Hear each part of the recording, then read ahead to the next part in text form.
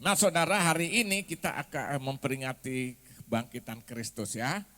2022 tahun yang lalu Yesus mati, Yesus bangkit, ya kan?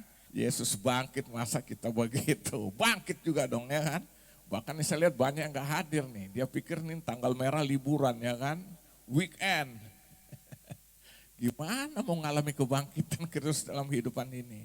Saya mau ingatkan saudara, seberapa saudara bisa mengalami sesuatu kebaikan Tuhan waktu kita serius dengan Tuhan. Karena Tuhan serius dengan kita. Apa buktinya? Dia mati, itu kan bukti keseriusannya. Jangan kita lagi main-main ya kan. Hari ini saya akan berbicara kebangkitannya atau kebangkitan Yesus menggenapi pengharapan kita, iman kita, dan kasih kita. Amin. Jadi penggenapan daripada kebangkitan Yesus menggenapi ketiga hal ini. Kenapa? Alkitab katakan semua akan berlalu. Tapi tinggal tiga hal, iman, kasih, dan pengharapan. Dan yang terbesar adalah, melalui kebangkitan dia menyempurnakan, dia menggenapi semuanya ini. Amin. Nah kita buka dulu sebagai ayat pendahuluan kita. Lukas 24 ayat yang ke-6. Saya baca dari ayat 4 dari ayat 4 tampilkan biar jelas. Sementara mereka berdiri termangu-mangu karena hal itu, apa? Saudara boleh baca hal itu. Karena mereka datang ke kubur, mereka termangu-mangu lihat batu sudah terguling dan sebagainya. Lalu mereka lihat hanya ada malaikat Tuhan. Sementara mereka berdiri termangu-mangu karena hal itu, tiba-tiba ada dua orang berdiri dekat mereka memakai pakaian yang berkilau-kilauan. Ayat ke-5. Mereka sangat ketakutan dan menundukkan kepala, tetapi kedua orang itu berkata kepada mereka, mengapa kamu mencari dia yang hidup di antara orang mati? Nah perhatikan ayat ke-6. Ia tidak ada di sini, ia telah bangkit. Ingatlah apa yang dikatakannya kepada kamu ketika ia masih di Galilea. Jadi saudara lihat di sini kebangkitan Kristus itu bukan mimpi, kebangkitan Kristus itu bukan cerita fiksi, kehadiran kebangkitan Kristus bukan hayalan, tapi ini fakta sejarah yang membuktikan. Sampai hari ini.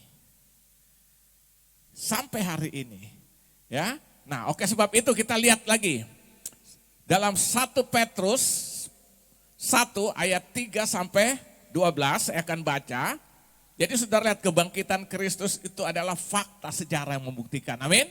Semua nabi mati, semua rasul mati dan belum bangkit. Yang bangkit satu-satunya dari antara mati adalah Yesus Kristus Tuhan.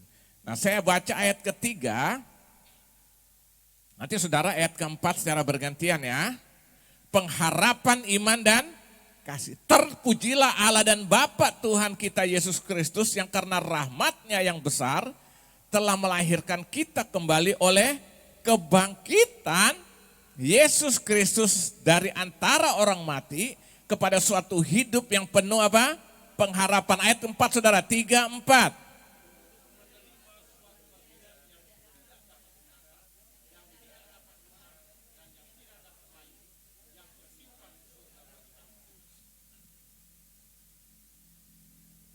Tersimpan di surga bagi kamu. Ayat kelima, yaitu kamu yang dipelihara dalam kekuatan Allah karena imanmu, sementara kamu menantikan keselamatan yang telah tersedia untuk dinyatakan pada zaman akhir. Ayat 6.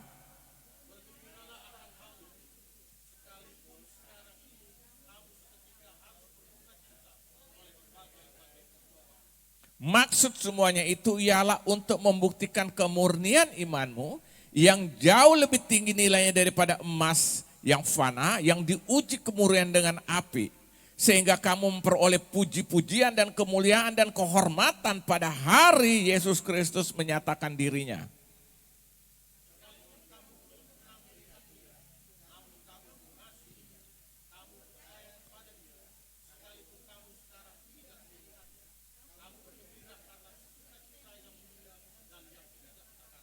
Ayat 9, karena kamu telah mencapai tujuan imanmu yaitu keselamatan jiwamu.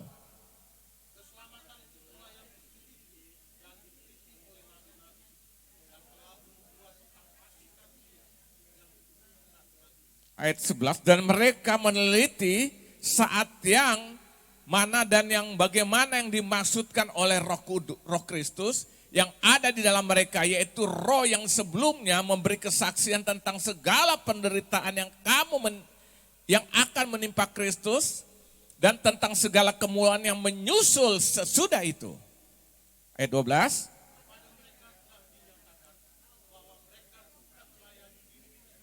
Ya.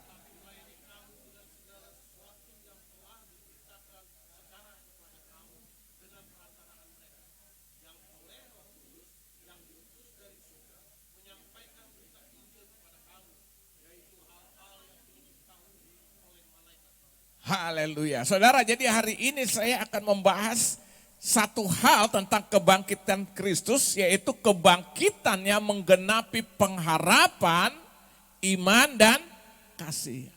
Loh, sekarang saya mau tanya, saudara ada di sini untuk apa? Karena pengharapan, karena iman, karena kasihnya sudah dia berikan bagi kita. Amin. Nah, Yesus melalui kebangkitannya itu dia menggenapi janji semuanya ini. Menjadi sempurna. Makanya Alkitab bilang kan semua akan berlalu kan. Semua berlalu, nubuatan, bahasa roh semuanya itu akan berlalu semuanya. Tapi tinggal 3 hal, iman, kasih, dan pengharapan. Saudara lihat semua berlalu. Nah Yesus melalui kematiannya setelah hari ketiga dia bangkit dalam kemenangan untuk apa? Untuk membangkitkan atau menggenapi seluruh pengharapan iman dan kasih bagi orang-orang yang sungguh-sungguh hidup kepadanya. Nah saya mau katakan begini saudara, agama ini tidak bisa memberi suatu jaminan tentang pengharapan iman dan kasih ini. Amin. Agama manapun di bawah kolong langit ini tidak bisa memberikan jaminan atau tidak bisa menggenapi seluruh pengharapan iman dan kasih ini. Satu-satunya semua hanya bisa digenapi di dalam Kristus Yesus Tuhan. Termasuk agama Kristen. Dalam konteks tanda petik, selama kekristenan bagi kita itu hanya agama. Saudara tidak akan pernah mengalami penggenapan ini. Saya selalu berulang-ulang bilang Kristen itu bukan dalam konteks yang sesungguhnya, bukan sekedar agama. Kristen itu dari kata Kristiano saya sudah pernah jelaskan, artinya orang yang mengikut Kristus. Apa yang diikuti? Cara hidup Kristus. Maka saya bilang kita bisa beragama tanpa bertuhan. Tanpa mengenal Yesus kita bisa beragama, betul nggak? Kita semua latar belakang Kristen nggak? Kalau ditanya agamanya apa? KTP-nya apa? Saya mau tanya, kenal Yesus nggak? Ini jadi pertanyaan besar. Maka saya bilang semua orang bisa beragama, tapi tidak semua orang bisa bertuhan. Tapi waktu kita kenal Tuhan, pasti kita beragama. Kenapa? Agama itu artinya tidak agama kacau. Waktu kita kenal Tuhan pasti hidup kita tidak artinya seturut firman Tuhan. Ya. Jadi saudara lihat. Nah jadi saya mau katakan agama tidak dapat memberikan sesuatu jaminan untuk pengharapan iman dan kasih. Pertanyaan kenapa? Karena agama hanyalah merupakan upaya manusia atau usaha manusia untuk mencari sang pencipta, mencari Allah itu, mencari sumber kehidupan itu. Sementara di dalam kekristenan Allah yang merupakan sumber hidup itu mencari manusia. Beda enggak? Agama upaya manusia mencari Tuhan, tapi kekristenan mengajarkan Tuhan yang turun ke dunia mencari manusia. Makanya dalam Yohanes 15 ayat 16 kan, bukan kamu yang memilih aku kata Tuhan Yesus, aku yang telah memilih kamu. Beda enggak? Agama upaya manusia mencari Tuhan, kekristenan Tuhan turun datang mencari manusia. Lebih pasti mana? Lebih berikan pengharapan yang mana? Tuhan datang menjangkau kita. Amin. Nah ini bedanya antara kekristenan dengan apa? Di luar kekristenan. Ini perbedaannya, agamanya upaya. Makanya ada istilah semua agama sama. Kan banyak jalan menuju Roma, betul. Saudara mau ke Roma, saudara bisa lewat Italia, lewat apa? Lewat Prancis, lewat Belanda, lewat mana lah saudara bisa akhirnya juga sampai ke Roma, ya Roma Italia. Tapi untuk mencari keselamatan berjumpa dengan Allah itu, Alkitab katakan cuma satu-satunya di dalam Yesus Kristus. Kisah Rasul 4 ayat 12 keselamatan tidak ada di dalam siapapun juga karena di bawah kolong langit ini Tidak ada satu nama diberikan kepada manusianya, orangnya manusia dapat selamat kecuali hanya di dalam Kristus Yesus Tuhan kita. Kisah Rasul 4 ayat 12. Agama tidak bisa mencapainya, tapi kita bersyukur Tuhan datang menggenapi itu. Amin. Dia mati ganti kita. Tidak stop sampai situ. Dia bangkit dalam kemenangan untuk saudara dan saya. Akhirnya yang terjadi apa? Dia menggenapi seluruh pengharapan kita. Dia menggenapi seluruh iman kita. Bahkan dia menggenapi kasih kita yang kita hidupi di dalam Kristus Yesus dalam keseharian hidupan kita. Amin. Nah ini saudara yang membedakan agama-agama dengan kekristenan. Jadi saudara lihat kebangkitannya itu menggenapi 3 hal. Yaitu apa? Iman, pengharapan dan kasih. Ya, ini harus menjadi suatu dan ini harus menjadi suatu kesatuan yang tidak boleh dipisahkan. Kita beriman, kita harus berpengharapan. Amin. Kita beriman, kita harus hidup di dalam kasih karena kita beriman kepada Kristus yang penuh kasih itu. Ini satu kesatuan. Jadi saya tidak percaya kalau kita bilang kita percaya Yesus tapi kita hidup tanpa pengharapan. Saya enggak percaya. Kita bilang kita hidup mengenal Kristus tapi kita hidup tidak di dalam kasih. Enggak mungkin karena Yesus menggenapi ketiga hal ini. Amin. Nah itu sebabnya hari ini kebangkitan yang menggenapi pengharapan, iman dan kasih. Nah jadi kebangkitannya itu menggenapi ketiga hal ini. Nah sekarang dalam bentuk apa penggenapan itu? Dalam bentuk apa penggenapan itu? Nah kita akan pelajari sama-sama hari ini secara cepat saja.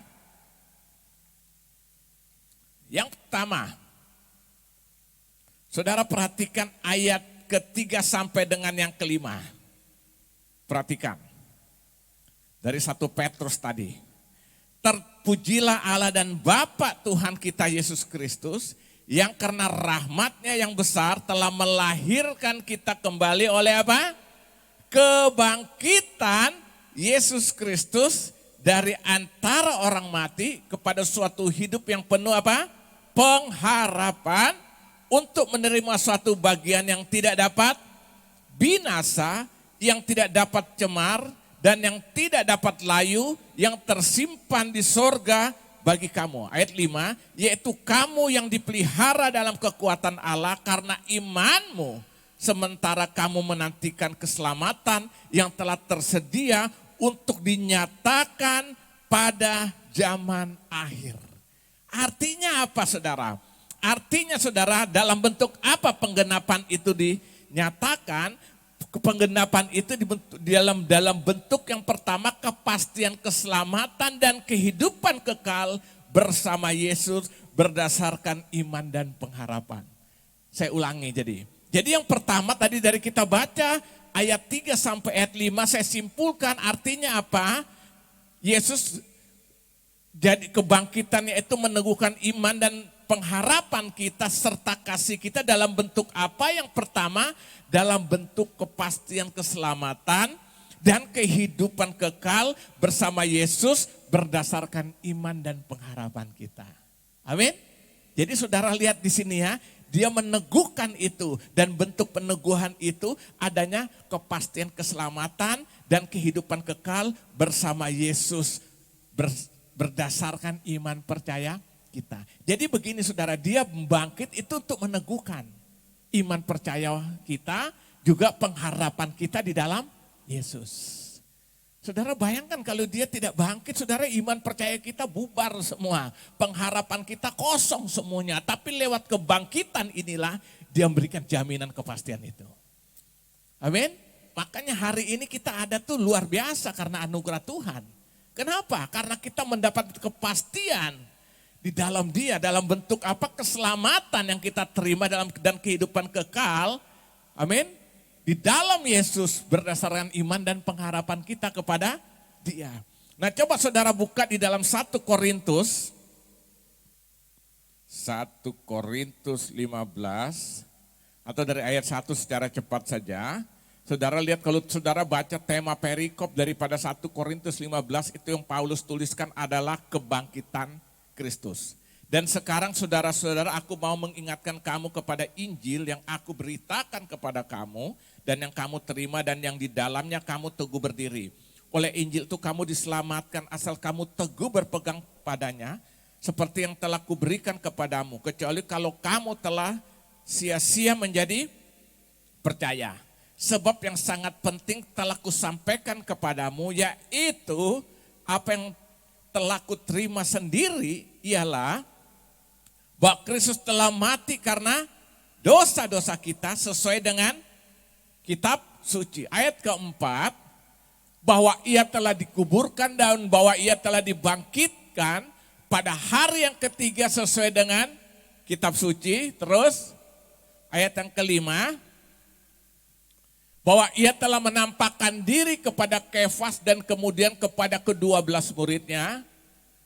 Sesudah itu ia menampakkan diri kepada lebih dari 500 saudara sekaligus. Kebanyakan dari mereka masih hidup sampai sekarang. Stop dulu. Masih hidup sampai sekarang artinya waktu itu konteks di mana Paulus berbicara pada saat itu. Masih ada orang-orang yang hidup pada saat Paulus menyampaikan hal ini. Terus, tetapi beberapa di antaranya telah meninggal dunia. Selanjutnya ia menampakkan diri kepada Yakobus, lihat dia menampakkan diri semua. Kemudian kepada semua rasul, ayat 8. Dan yang paling akhir dari semuanya ia menampakkan diri juga kepadaku. Sama seperti kepada anak yang lahir sebelum waktunya. Nah kita loncat langsung ke ayat yang ke-17. Dan jika Kristus tidak dibangkitkan, maka apa? Sia-sialah kepercayaan kamu dan kamu masih hidup di dalam dosamu. Terus 18, demikianlah binasa juga orang-orang yang mati dalam Kristus. Terus, jikalau kita hanya dalam hidup ini saja menaruh pengharapan pada Kristus, maka kita adalah orang-orang yang paling malang dari segala manusia. Artinya hanya hidup ini gitu loh. Kita menaruh pengharapan tapi tidak ada kebangkitan. Maksudnya gitu. Nah perhatikan ayat 20. Tetapi yang benar ialah bahwa Kristus telah dibangkitkan dari antara orang mati sebagai yang sulung dari orang-orang yang telah meninggal. Jadi saudara lihat di sini, saudara lihat dalam bentuk apa saudara lihat penggenapan yang Yesus lakukan itu melalui iman, pengharapan dan kasih itu dalam bentuk kepastian keselamatan dan kehidupan kekal bersama Yesus berdasarkan iman dan pengharapan kita kepada Dia. Amin. Makanya di sini Paulus bilang kalau dia tidak bangkit, iman kita, pengharapan kita kosong, nol, sia-sia. Tapi karena dia bangkit, kita punya pengharapan yang pasti. Amin. Makanya sampai hari ini bikin gairah kita hidup dalam Tuhan harusnya pemahaman pengertian. Makanya saya bilang sebenarnya perayaan terbesar dalam Kristen itu bukan hanya Natal. Kebangkitan itu menentukan. Kalau cuma lahir, semua nabi lahir. Amin. Kita semua lahir, semua nabi rasul. Ya kan? Kalau mati, sama semua sudah mati, semua termasuk. Tapi Kristus Yesus bangkit dari yang utama, bangkit dari antara orang mati sebagai satu-satunya. Amin. Nah ini yang menaruh iman pengharapan kita di dalam Dia. Makanya jelas Paulus bilang dari semua akhir penampakan itu adalah bagiku. Dia menampakkan diri. Kapan dia menampakkan diri? Itulah dalam Kisah Rasul pasal 9. Saudara baca situ. Dalam perjalanan ke Damsyik, Tuhan menjumpai dia. Sejak saat itu hidup Paulus yang begitu jahat, begitu bengis meskipun sebagai orang beragama. Nah catat baik, orang beragama itu, maka tadi saya bilang kan, agama itu tidak bisa menyelesaikan semuanya. Orang bisa beragama, kadang-kadang kalau tidak hati-hati dengan agama kita bisa bikin rusuh kok. Tapi Yesus dalam kehidupan sebagai beragama berjumpa dengan Yesus langsung berubah hidupnya 180 derajat. Makanya dia bilang dari semua penampakan kebangkitan itu akulah rasul terakhir yang mengalami itu. Amin. Nah ini kan mendorong kita ya kan. Dia menampakkan diri dalam bentuk apa? Memberikan kepastian keselamatan dan kehidupan kekal bersama Yesus. Berdasarkan iman dan pengharapan. Dalam Yohanes 11, saudara boleh baca. Coba Yohanes 11 ayat 25 sampai 26. Jawab Yesus, akulah kebangkitan dan ya. Barang siapa percaya kepadaku, ia akan hidup walaupun ia sudah ya akan hidup terus. Dan setiap orang yang hidup dan yang percaya kepadaku tidak akan mati selama-lamanya. Percayakah engkau akan hal itu? Amin. Dia sudah mati, dia tidak akan mati lagi untuk selama-lamanya. Karena Yesus bangkit, kita juga akan bangkit. Amin. Makanya saya mau katakan saudara, orang yang hidup di dalam Yesus mati cuma satu kali. Tapi bangkit dua kali. Mati satu kali, ya kan? Tapi hidup dua kali. Kita semua akan mati enggak? Kenapa saya bilang cuma satu kali? Karena kematian kita itu hanya untuk menggantikan fisik, merupakan warisan dosa. Untuk diubahkan menjadi kehidupan dalam tubuh kemuliaan. Waktu kita terima Yesus, roh kita bangkit, hidup.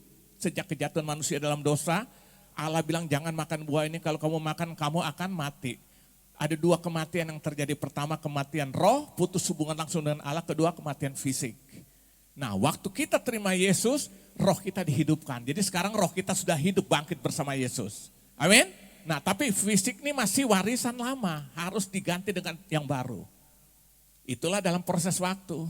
Nah akhirnya kita mati. Makanya kematian orang Kristen itu bukan akhir segala-galanya. Justru dia menerima tubuh kemuliaan yang baru nanti waktu Yesus datang kedua kali.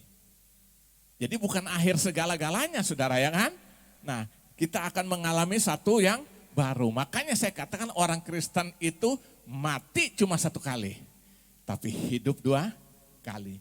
Tapi di luar Kristus hidup cuma satu kali. Mati sampai selama-lamanya. Ini kata Alkitab. Siapa yang ada dalam aku dia adalah ciptaan yang baru. Yang lama sudah berlalu. Yang baru sudah datang.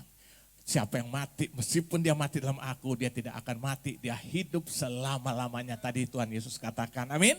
Nah ini saudara, iman pengharapan kita ini memberikan satu bentuk kepastian bahwa keselamatan dan kehidupan kekal sudah kita terima bersama Yesus. Amin.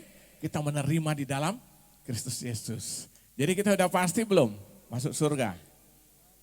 Jangankan nanti, sekarang suasana surga kita sudah dapat nikmati. Amin. Loh Roma 14 ayat 17 apa katakan? Kerajaan Allah bukan soal cia. You know cia? Badok atau apa lagi? Kemek.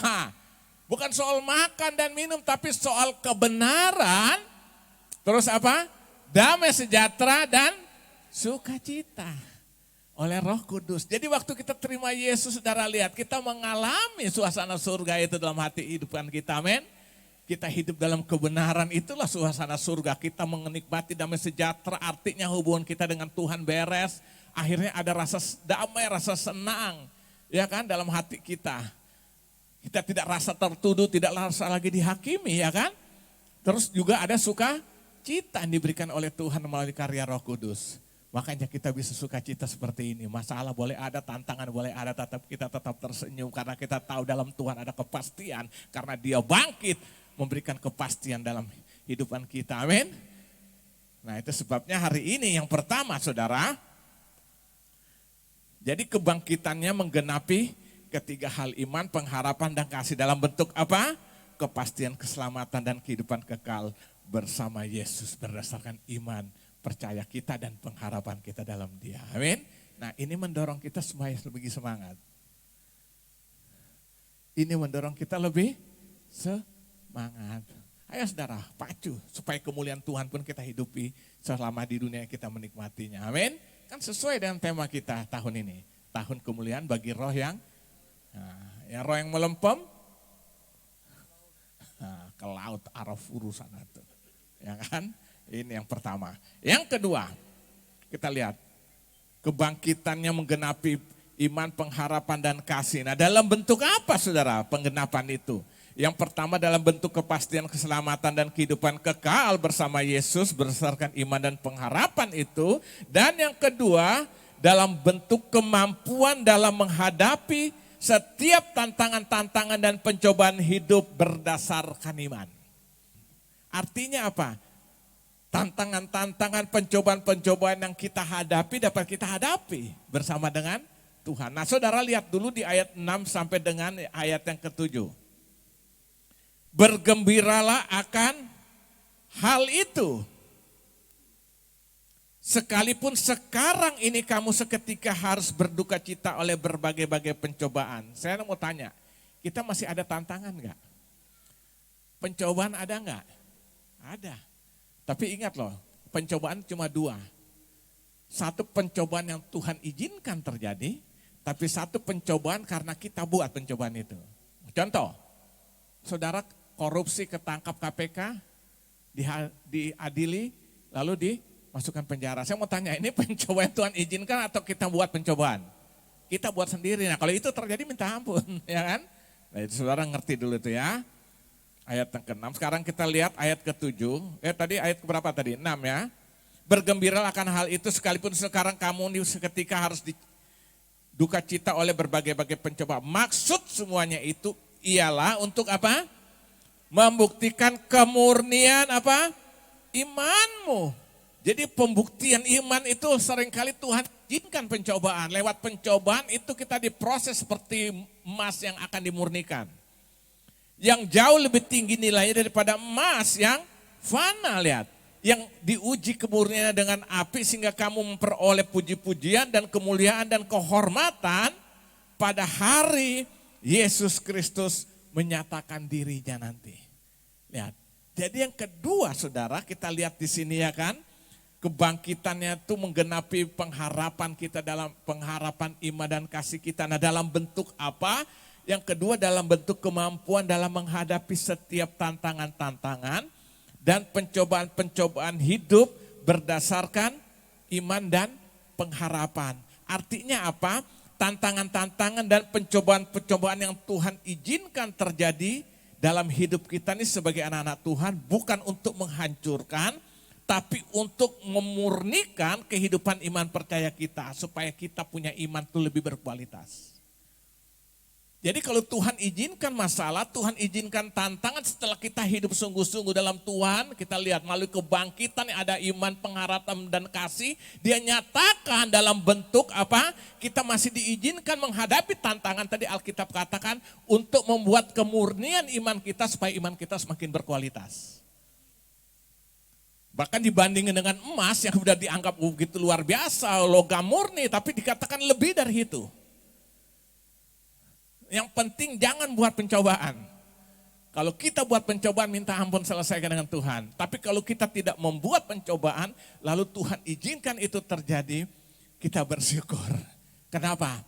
Imanku, pengharapanku sedang diuji untuk menjadi lebih lagi berkualitas. Jadi jangan saudara ada tantangan, jangan saudara pikir itu Tuhan yang mencoba ya. Tuhan tidak pernah mencobai tapi Tuhan apa? Izinkan pencobaan itu terjadi. Ya karena buka 1 Korintus 10 ayat 13. Dan pasti kita bisa mampu saudara. Maka saya percaya kita harus mampu karena memang Tuhan pasti memampukan. Perhatikan ayat 13 1 Korintus 10. Pencobaan-pencobaan yang kamu alami ialah apa? Pencobaan-pencobaan biasa yang tidak melebihi kekuatan manusia. Sebab Allah setia dan karena itu ia tidak akan membiarkan kamu dicobai melebihi apa? Nah, melampaui kekuatanmu. Pada waktu kamu dicobai, ia akan memberikan kepadamu jalan keluar sehingga kamu dapat menanggungnya. Lihat. Kalau Tuhan izinkan pencobaan bukan untuk menghancurkan, untuk memurnikan iman kita. Dan pencobaan yang dia izinkan tidak pernah melebihi kekuatan kita. Amin. Dia tahu kita pasti mampu. Dia tahu kita pasti sanggup menghadapi setiap apa? Tantangan-tantangan yang akan kita hadapi itu. Maka dalam kitab Yakobus jelas katakan kan, Tuhan tidak mencobai siapapun dan dia pun tidak dicobai oleh siapapun. Yakobus pasal yang pertama 12 sampai ayat ke-13 itu. Jadi dia izinkan pencobaan bagi anak-anak Tuhan melalui karya kebangkitannya dia meneguhkan itu dalam bentuk apa? Dia izinkan pencobaan supaya itu melatih kita membuat kemurnian iman dan pengharapan kita di hadapan dia. Dan itu tidak akan pernah melebihi kekuatan. Saya beri contoh begini saudara. Misalnya kita ini punya mengangkut beban 30 kilo. Tuhan izinkan kemampuan apa? Pencobaan itu. Katakan kalau ini beban 30 kilo, ini analogi. Supaya saudara ngerti. Ternyata beban yang datang kepada kita 40 kilo. Melebihi enggak? 10 kilonya siapa yang ambil alih? Dia yang ambil alih. Supaya 30 tetap kita dapat memikulnya. Amin. Ini, jadi pencobaan tidak melebihi kekuatan kita, seperti ini analoginya. Makanya kita jangan kecewa, jangan putus asa, jangan frustrasi menghadapi setiap tantangan bersama Tuhan. Aku cakap menanggungkan segala perkara, karena Dia berikan kekuatan bagiku. Amin. Dibata, ya kan? Jadi saudara lihat, misalnya 30 kilo, datang 40 diambil alih 10 kilonya. Nah ini saudara cara Tuhan, makanya saudara lihat Rasul Paulus menghadapi tantangan itu, dia tetap kuat. Dia pun menulis surat, saya pernah jelaskan, surat Filipi dia tulis dari dalam penjara, di bawah tanah. Kenapa? Kuat gak dia? Dia kuat. Kalau kita mungkin setiap orang berbeda ya Tuhan yang lebih tahu. Dia bisa nulis karena apa? Kekuatan yang dia alami itu dari Tuhan, meskipun dalam penjara bawah tanah. Damai sejahtera, sukacita Tuhan melampaui akal pikir manusia, menguasai hati dan pikiran Rasul Paulus pada saat itu. Maka dia tuliskan surat pada jemaat Filipi, bersukacitalah senantiasa dalam Tuhan, sekali lagi kukatakan bersukacitalah. Seharusnya kita lihat, buset orang ini dah bisa seperti ini. Terbalik, karena apa? Orang Filipi itu ada di luar. Dia dalam penjara, harusnya surat itu datang dari di luar penjara masuk kepada Rasul Paulus. Saudara ngerti maksudnya? Karena kita kan merdeka rasanya enak di luar. Tapi justru surat itu datang dari dia yang di penjara di bawah tanah, dia tulis surat itu. Kenapa? Dia mengalami kekuatan dari Tuhan. Saudara baca lagi dalam Kisah Rasul 16. Di penjara lagi di kota Filipi. Sama juga mau menyanyi muji Tuhan. Akhirnya mengalami mujizat kuasa dan kemuliaan Tuhan dinyatakan. Amin. Nah, jadi saudara lihat nih ya. Jadi pencobaan-pencobaan yang kita hadapi tuh pencobaan yang dia tidak akan melebihi apa? Kekuatan. Maka kita siap saudara. Tuhan memberikan kita ya kemampuan dalam menghadapi setiap tantangan dan pencobaan itu. Makanya jangan saudara cepat menyerah. Tantangan-tantangan Tuhan izinkan satu tujuan, memurniakan iman kita. Supaya pengharapan kita semakin berkualitas dalam Tuhan. Saya beri contoh lagi tentang Ayub. Ayub orang benar enggak? Baca dalam kitab Ayub. Orang saleh, orang benar, orang jujur. Saya mau tanya, dia menghadapi pencobaan yang berat enggak menurut kita? Hartanya habis, 10 anaknya mati, bukan hanya itu, sekujur tubuhnya penuh borok. Sampai Alkitab katakan kalau lagi kambuh tuh gatalnya borok itu dia garuk pakai pecahan beling. Saudara boleh baca dalam kitab Ayub, nanti saudara akan bisa jelaskan itu. Tapi luar biasanya dalam situasi seperti itu, coba Ayub 23 ayat 10. Apa yang dia katakan? Ayub 23 ayat 10. Karena ia tahu jalan hidupku. Seandainya ia menguji aku akan timbul seperti emas. Amin. Saya mau tanya, dia kuat gak menghadapi pencobaan yang Tuhan izinkan? Pencobaan itu datang dari iblis, bukan Tuhan memberi, Tuhan izinkan iblis mencobai. Dengan pesan satu, Tuhan bilang kepada iblis, jangan coba-coba menyentuh nyawanya. Silakan kau cobai. Maka dia bilang akhirnya sini, karena ia tahu jalan hidupku, seandainya ia menguji aku akan timbul seperti emas. Saya mau tanya, akhir perjalanan hidup Ayub hancur atau dipulihkan berkali lipat? Semuanya 2 kali lipat kemuliaan Allah dia rasakan. Hartanya dikembalikan 2 kali lipat. Anaknya diberikan cantik-cantik, gagah-gagah 2 kali lipat daripada anak pertama, berarti lebih cantik lagi dong ya kan? Bukan hanya itu, kulitnya tubuh buruk yang borok yang menguasai seluruh tubuhnya dipulihkan, Alkitab katakan seperti kulit bayi.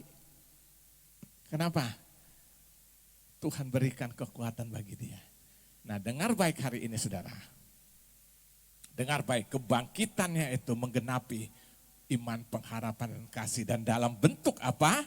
Yang kedua, dalam bentuk kemampuan dalam menghadapi setiap tantangan-tantangan dan pencobaan-pencobaan hidup berdasar iman dan pengharapan kita.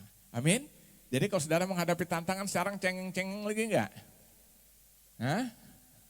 Ya tergantung sih, pendeta. Maju bersama Tuhan. Siapa yang ingin melihat mujizat Tuhan hari ini? Betul?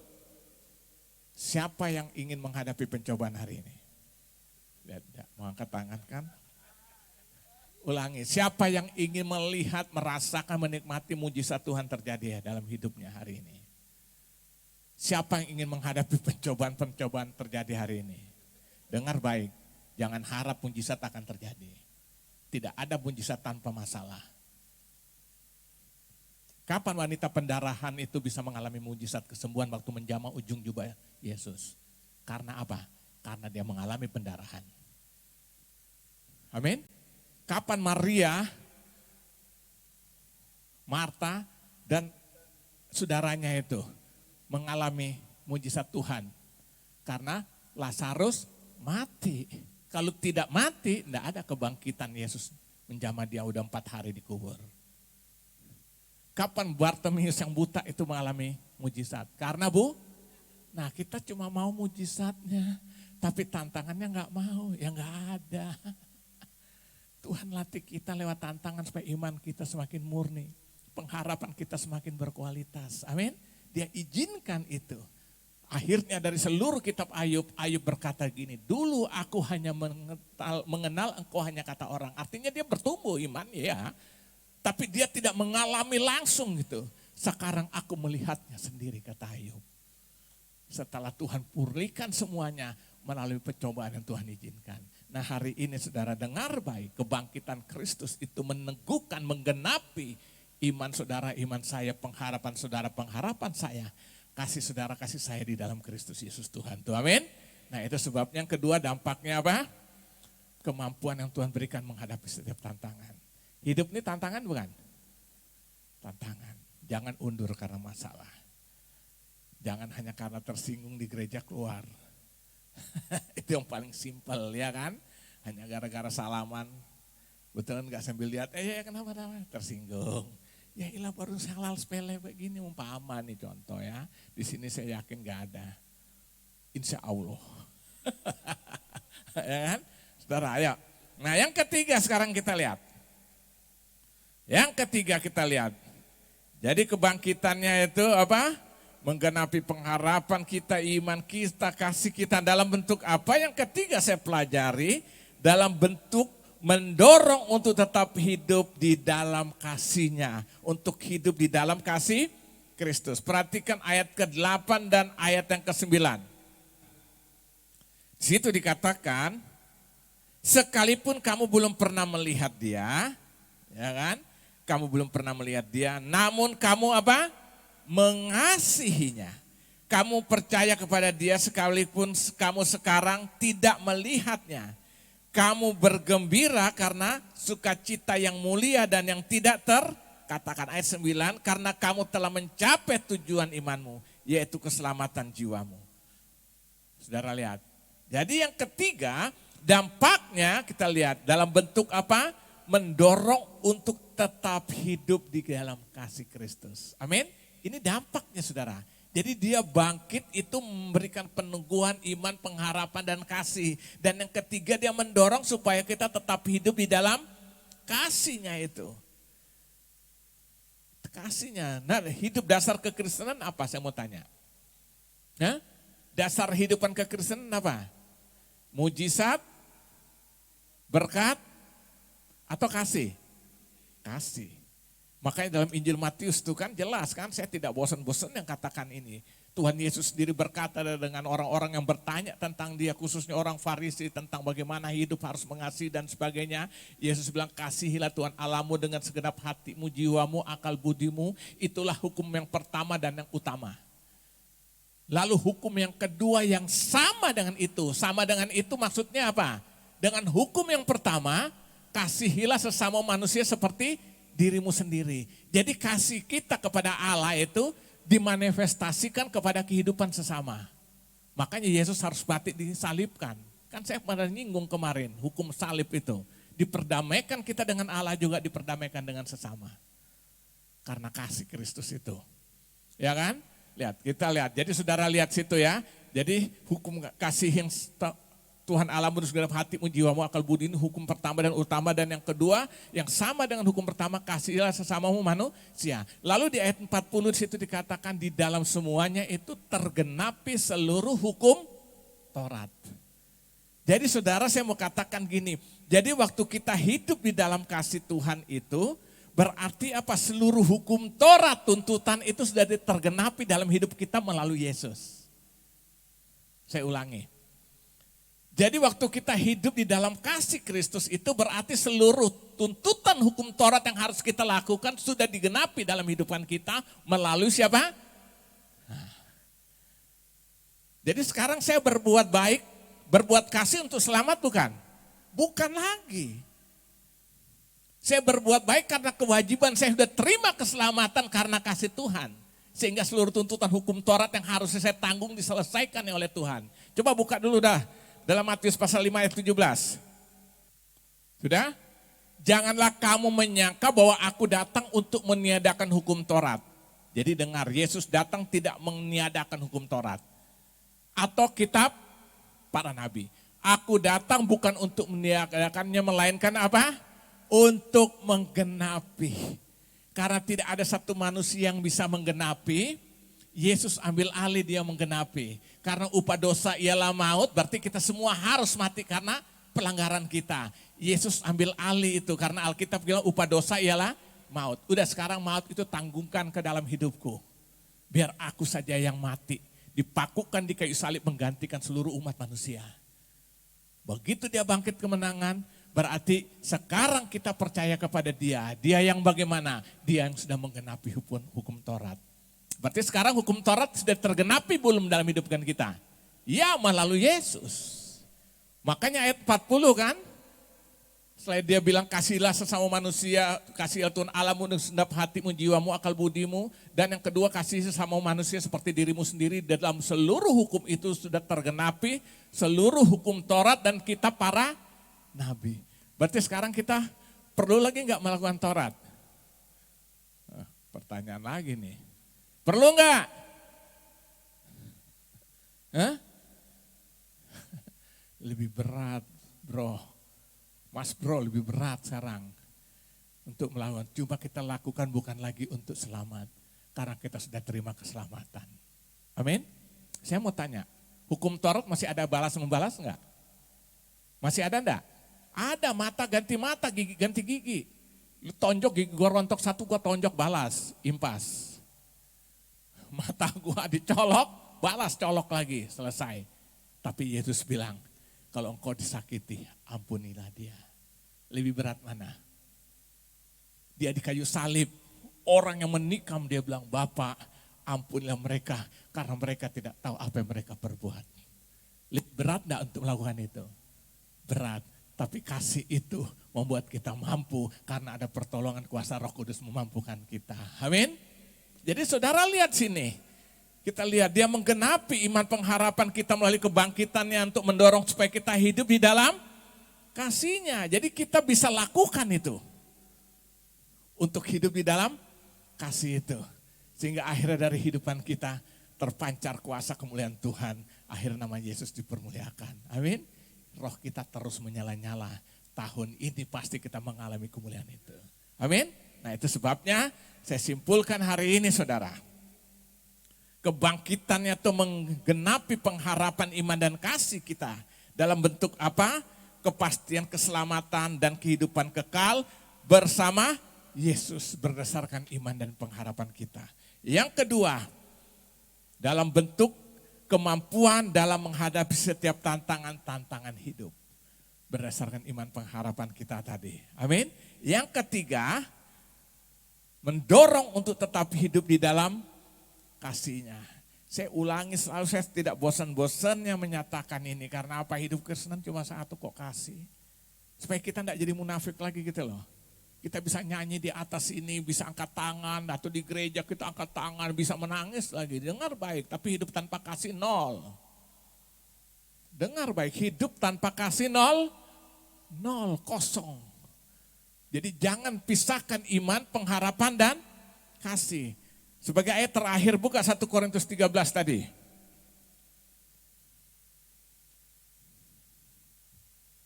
Kita memiliki pengharapan itu, ya kan? Iman kita terus bertumbuh dan akhirnya kita hidup dalam kasih itu. 1 Korintus 13 ayat yang ke-13.